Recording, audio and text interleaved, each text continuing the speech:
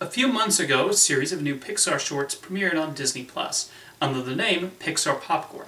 These 10 bite-sized shorts were created by the Pixar animators with the assets available, and it was a nice way of seeing these popular characters again as they go about their day. Today, I'm going to give my personal ranking, and if you've not seen these yet, they're well worth a look on Disney Plus, especially if you're a Pixar fan. Dancing with the Cars. As you can guess from the title, this involves the cars of Radiator Springs as they take part in a little nighttime dancing. And that's about it. Some of the other shorts do have a bit more story to them, but this just has the cars getting a groove on. It's nice, but not exactly a short that stands out. Unparalleled Parking. I hate to put the two Cars shorts at the bottom because I do generally like the Cars films. Yes, I even have a soft spot for the second one. I think the movies have plenty of charm and imagination to them. There's just not a whole lot going on in these particular shorts. Unparalleled Parking has them learning how to parallel park, but they're cars. Shouldn't they have learned how to do this when they were children in school? Leaving the logic aside, there are a few amusing moments here, but it's otherwise a largely uneventful story. Fluffy stuff with Ducky and Bunny. Love. The Pixar Popcorn shorts are largely dialogue-free. However, these are two shorts with dialogue courtesy of Ducky and Bunny, who were so hilariously voiced by Keegan-Michael Key and Jordan Peele in Toy Story 4. Pixar producers revealed they did not record new voiceover for these shorts, so I assume these come from outtakes from the Toy Story 4 recording sessions.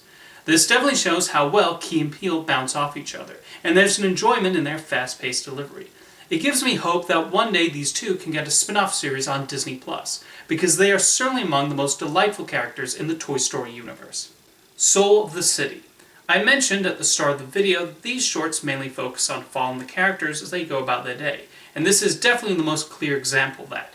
We see the various human characters in Soul as they enjoy their day or prepare for work, and with Trent Reznor and Atticus Ross's score on top, there's something very relaxing about it.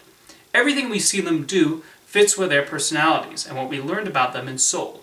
No, there's not a real story here, but it's just nice to peek into their lives. To Fitness and Beyond.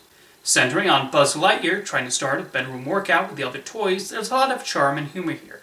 It's funny seeing the different toys attempt to exercise as best they can, and the animators do a lot with the characters, whether it's Mr. Potato Head trying to control his removable body parts, or Mr. Prickle Pants reading a cooking book. The short then ends on a really heartwarming note that shows how much the toys support each other. This is the first short in the series, and it's definitely a smile-worthy way to start. A Day in the Life of the Dead. I thought one of the highlights of Coco was the animation on the skeletons. The Pixar animators did a superb job of bringing so much life to the bony citizens residing in the afterlife. This short takes us back there and features some very entertaining slapstick antics. There are a lot of inspired bits packed into these few minutes, with a bicycle-related set piece standing out. There's a lot you can do with skeletons in animation, and they take a lot of advantage of them here. Fun fact, Alison Rutland, the director of this short, was nominated for an Annie Award for animating the skeletons in Coco, and she definitely displays her experience on that film here.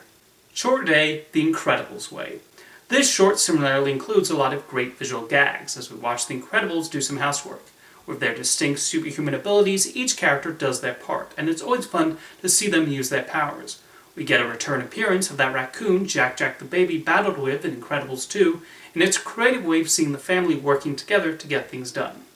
Dory Finding. This short also puts an emphasis on fun gags as we watch Dory improvise and find things to do with different objects she finds on the ocean floor. Dory is a naturally funny character, and the animators pull off a lot of enjoyable facial expressions as she plays around with different things.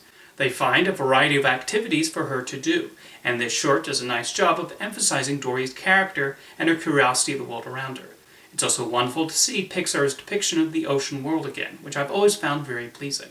Fluffy Stuff with Ducky and Bunny, 3 Heads. Another short with these carnival toys, this one has even more improvisation from Key and Peele, as they try to understand Bo Peep's sheep companions.